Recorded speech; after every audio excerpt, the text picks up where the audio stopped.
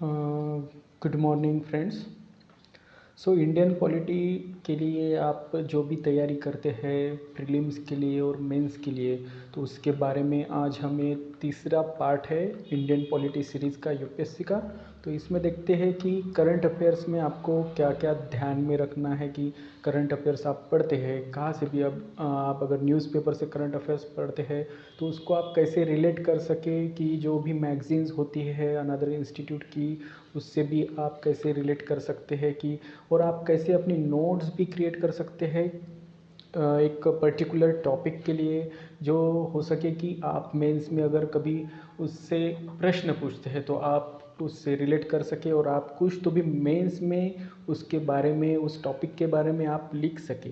तो इसके लिए एक ये वीडियो है, एक एग्जाम्पल है कि आप कैसे जो भी मेंस का राइटिंग पेपर है वो भी आप हैंडल कर सकते हैं। और इससे आप प्रीलिम्स के भी जो पॉइंट ऑफ व्यू से आप कौन कौन से टॉपिक्स है जो आप रिलेट कर सकते हैं। सो देखिए कि क्या हुआ था कि सुप्रीम कोर्ट ने अभी एक डिसीजन दिया था कि जो डिपेंड था कि प्रिवेंटिव डिटेंशन जो कि इन्वेजन है एक पर्सनल लिबर्टी पर। सो इसके इम्पोर्टेंस से आप प्रीलिम्स के लिए और मेंस के लिए क्या क्या हो सकता है वो आज हम इसमें देखते हैं। देखिए कि ये जो टॉपिक है जो प्रिवेंटिव डिटेंशन का, वो टॉपिक आता है जीएस टू में। जीएस टू का जो पेपर होता है इंडियन पॉलिटी के ऊपर, वहाँ से आएगा। तो आप जब भी पेपर टू में जाते हो और आपको मिलता है कि पिनिटिव डिटेंशन और प्रिवेंटिव डिटेंशन, इसके बारे में आपको डिफरेंस वगैरह कुछ पूछते हैं, या फिर जुडिशरी और एग्जीक्यूटिव के बारे में भी पूछते हैं और प्रिवेंटिव डिटेंशन आता है, तो आप मेंस में कौन से जो पॉइंट्स है वो आप लिख सके। अगर क्रिटिकली एनालाइज्ड बोला है या डिस्कस बोला है तो आप क्या लिख सकते हैं। देखिए कि कैसा होता है कि मेंस में आपको कुछ ना कुछ तो लिख के ही आना पड़ता है। तो अगर आप लिखते हैं तो आपको अगर कुछ आता भी नहीं, उसके बारे में आपको पता भी नहीं, तो जो कुछ भी पता है वो आप लिख के तो आइए। तो उसके बारे में आज हम देखते हैं कि आप क्या लिख सकते हैं कि प्रिवेंटिव डिटेंशन आता है। तो देखिए कि प्रिवेंटिव डिटेंशन ये अभी न्यूज़ में था। सुप्रीम कोर्ट के जजेस ने जो डिसीजन दिया था कि preventive detention serious invasion of personal liberty, और सुप्रीम कोर्ट ने ये भी कहा है कि preventive detention is to be used in exceptional circumstances. So देखिए कि प्रिवेंटिव डिटेंशन क्या होता है कि एक आदमी है, अगर वो कुछ क्राइम कर रहा है, ऑफेंस कर रहा है, तो देखो कि क्या होता है कि एक पिनिटिव डिटेंशन में होता है कि एक आदमी ने अगर क्राइम कर लिया है तो उसके बाद उसको कोर्ट में पेशी होती है, उसकी ट्रायल और कन्विक्ट होती है बिफोर द कोर्ट।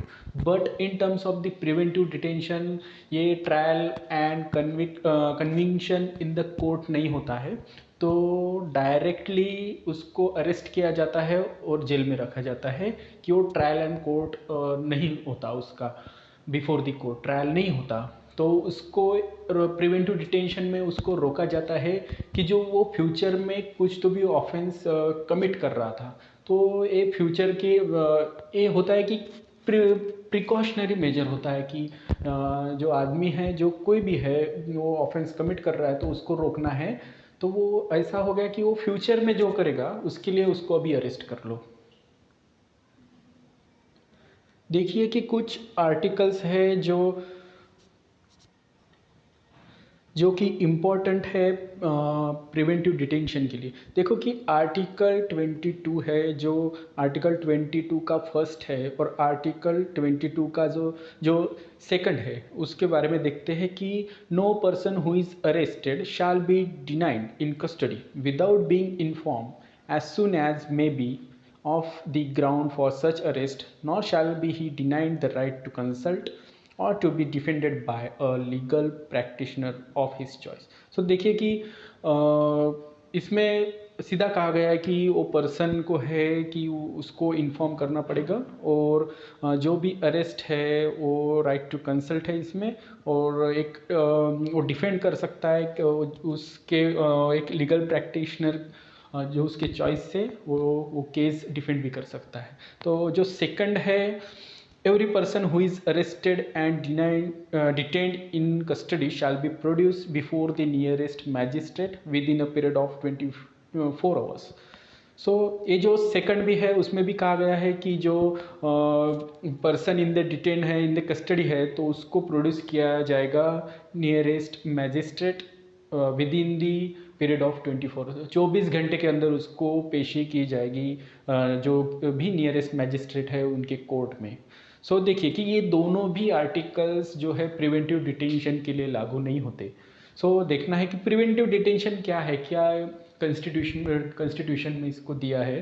देखो कि कुछ नए कानून जो बनाए गए हैं जो प्रिवेंटिव डिटेंशन के लिए, जैसे कि कोड ऑफ सीआरपीसी का हो गया, जो सेक्शन 151 में भी दिया है कि वो भी प्रिवेंटिव डिटेंशन के लिए एक है। जैसे narcotic drugs and psychotropic substance act भी हो गए, अनलॉफुल एक्टिविटीज़ प्रिवेंशन एक्ट वो भी सपोर्ट करता है कि प्रिवेंटिव डिटेंशन के लिए। ऐसे कुछ और भी है जैसे कि पीओटीए एक्ट, पोटा हो गया, टाडा भी हो गया।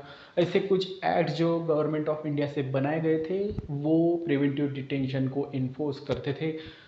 और ऐसा नहीं कि अभी है, जो डिफेंस ऑफ इंडिया एक्ट भी हो गया जो ब्रिटिश कालीन भी था, 1939 या उसके आसपास में ही बना गया था, वो भी इन्फोर्स करता था प्रिवेंटिव डिटेंशन एक्ट को।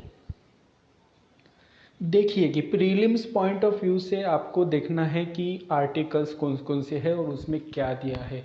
आपको आर्टिकल्स में जाके देखना है कि क्या हो सकता है। अगर प्रीलिम्स में अगर क्वेश्चन पूछ भी लेते हैं तो आपको इसी आर्टिकल से पूछे जाएंगे कि 24 आवर्स का जो पीरियड है नियरेस्ट मैजिस्ट्रेट, उस पर भी आ सकता है क्वेश्चन। सो आर्टिकल 22 का जो थर्ड क्लॉज है तो उसमें देखिए कि क्या है कि to any person who for the time being is an enemy alien, or to any person who is arrested or detained under any law providing for preventive detention। so जो article 21 है, 21 का 1 क्लॉज है और second clause है, तो वो इन दोनों clause के लिए, एनिमी एलियन के लिए और जो प्रिवेंटिव डिटेंशन के लिए लागू नहीं होते। तो प्रिवेंटिव डिटेंशन के लिए कौन से क्लॉज है, तो इसका है कि आर्टिकल 22 का फोर्थ क्लॉज। सो इसमें दिया है कि no law providing for preventive detention shall authorise the detention of a person for a period longer than 3 months। तो देखिए कि अनलेस अगर एडवाइजरी बोर्ड है वो अगर consisting of a person who have been or qualified to be appointed as a जज of a high court as has reported before the expiration of the said period of 3 months that there is in its opinion sufficient cause। सो देखिए कि अगर advisory board अगर कहता है कि sufficient cause है इसके लिए कि उसको 3 मंथ से ज़्यादा जेल में अरेस्ट रखना है, तो डिटेन रखना है, डिटेंशन करना है, तो उसके लिए एडवाइजरी बोर्ड का ओपिनियन एक इम्पॉर्टेंट है। देन अगर उसके आर्टिकल 22 के फोर्थ क्लॉज में जो सब क्लॉज है बी, उसमें भी दिया है कि such person is detained in accordance with the provision of any law made by parliament. अगर देखो कि पार्लियामेंट अगर लॉ बनाता है आर्टिकल 22 के ऊपर, अगर ऐसा डिटेंशन में, तो वो लॉ के तहत वो पर्सन को डिटेन रख सकते हैं मोर देन 3 months। सो इससे देखो कि आप ये जो क्लॉजेस है आप एक अपने प्रीलिम्स पॉइंट ऑफ व्यू से भी देखिए कि उस पर फोकस करिए कि देखिए कि हो रहा है कि नहीं। वो जो इम्पोर्टेंट पॉइंट्स है अगर एनालाइज करेंगे तो आपको प्रीलिम पॉइंट ऑफ व्यू से दिखेगा। अगर आप मेंस के इसके लिए अगर आप लिखना चाहते थे आर्टिकल्स, आप लिख सकते हैं मेंस में अगर प्रिवेंटिव डिटेंशन का टॉपिक अगर पूछते हैं तो। सो नेक्स्ट आर्टिकल दिया है when a person is detain in pursuance of order made under any law providing for preventive detention, the authority making the order shall as soon as may be communicate to the such person on grounds of which order has been made and shall afford him to earliest opportunity of making representation against the order। Okay, ये तो points clear है।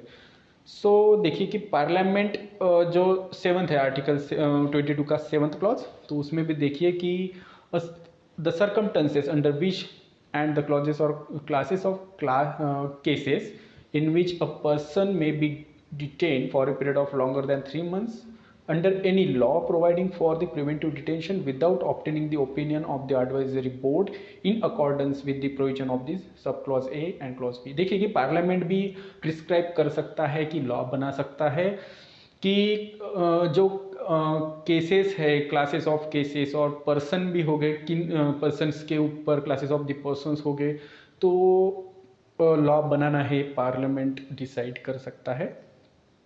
ठीक है, ये सभी जो clause है वो आप पढ़ लीजिए, इजी है समझने के लिए। तो ये आप लिख सकते हैं अपने मेंस में, अगर टॉपिक आता है पूछा जाता है। क्योंकि अगर देखिए कि कैसा है कि अगर एक टॉपिक जो है अगर रहता है न्यूज़ में, तो वो एक्चुअली चांसेस होते हैं कि मेंस में उसके ऊपर क्वेश्चन पूछे जाए।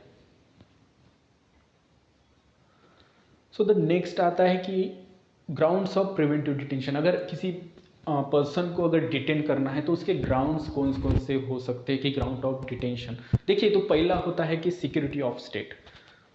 देखिए कि सुरक्षा, जो स्टेट की सुरक्षा है, नेशन की सुरक्षा है, जैसे कि एक एक्ट हो गया नेशनल सिक्योरिटी एक्ट, वो भी on the grounds of security of state बना है। Foreign affairs and security of India. Then third हो गया कि maintenance of public order, and fourth है maintenance of supplies and essential services of defence. So ये जो ग्राउंड्स है, यहाँ पे जो ग्राउंड्स है प्रिवेंटिव डिटेंशन के लिए, वो ग्राउंड्स कंसिडर किए जाते हैं जब भी लॉ प्रिवेंटिव डिटेंशन के ऊपर बनता है, पार्लियामेंट बनाती है लॉ, तो ये ग्राउंड्स कंसिडर किए जाते हैं। तो देखो ऐसे ग्राउंड्स जो है कि वो प्रीलिम्स पॉइंट ऑफ व्यू से इम्पॉर्टेंट है। यूपीएससी पूछ सकती है कि ऐसे ग्राउंड्स कौन से हैं, वो देगी, पब्लिक ऑर्डर देगी, सिक्योरिटी ऑफ स्टेट देगी और एनी कुछ देगी, तो आपको फाइंड आउट भी करना है, उसके मल्टीपल चॉइसेस होंगे, तो आप यहाँ पे फाइंड आउट कर सकते हैं। तो ये जो पॉइंट है वो आप फोकस कीजिए कि प्रीलिम पॉइंट ऑफ व्यू से। देन इश्यूज है जो प्रिवेंटिव डिटेंशन के ऊपर इश्यूज कौन से होते हैं कि इश्यूज क्या क्रिएट कर सकता है preventive detention when there is a enforced the laws based on the preventive detention. So पहला तो हो गया कि वायलेशन ऑफ फंडामेंटल राइट्स। देखो कि ये वायलेट करता है आर्टिकल 21 को, जो कि protection of life and liberty है, ये ड्यू प्रोसेस ऑफ लॉ होता है। Then article 19 freedom of expression. Then article 14 right to equality भी होता है कि डिटेन कर दिए तो राइट टू इक्वालिटी भी वायलेट होता है। देन हो गया। देन देखो कि कभी कभी इश्यूज अराइज हुए हैं कि प्रिवेंटिव डिटेंशन का मिसयूज़ भी होता है, तो ऐसे में जो नेशनल सिक्योरिटी एक्ट के तहत कुछ केसेस रजिस्टर किए गए हैं, उसमें 78.33% केसेस जो है वो मिसयूज़ के ही रिपोर्टेड किए गए हैं। देन जब भी प्रिवेंटिव डिटेंशन के तहत इन्फोर्स होता है, किसी को अरेस्ट किया जाता है, तो देखिए कि जुडिशियल इंटरफेरेंस जो होता है, जुडिशियरी इंटरफेस उसमें दखल नहीं दे सकते, क्योंकि वो डिटेन होता है 3 मंथ तक without before been presented before the magistrate. तो कैसा होता है कि पर्सन नहीं होता कि वो एक मैजिस्ट्रेट के सामने पेशी हो सकती है, तो इसमें क्या होता है कि जुडिशियल इंटरफेरेंस का भी एक स्कोप रिस्ट्रिक्ट होता है, तो ये भी पॉइंट डिस्कस होते हैं। तो ऐसा है कि आप जब भी मेंस के पॉइंट ऑफ व्यू से अगर प्रिवेंटिव डिटेंशन पे लिखना चाहते हैं या अदर पॉइंट्स ऑफ व्यूज़ आपको कंसिडर करना होता है कि क्या हम लिखें और क्या नहीं, तो एक प्रिवेंटिव डिटेंशन का एक मैंने एग्जाम्पल दिया है कि आप क्या कर सकते हो और क्या लिख सकते हो on the basis for the prelims and for the mains. So बनाए रखिए चैनल पे। अगर आप नए हैं यूपीएससी जर्नी में, आप अगर अभी यूपीएससी प्रिपरेशन चालू कर दिए हैं, तो आप इस चैनल पे बने रहिए। आप सब्सक्राइब भी कर सकते हैं और आप नए वीडियोस को भी देख सकते हैं। Thank you for this. धन्यवाद दोस्तों।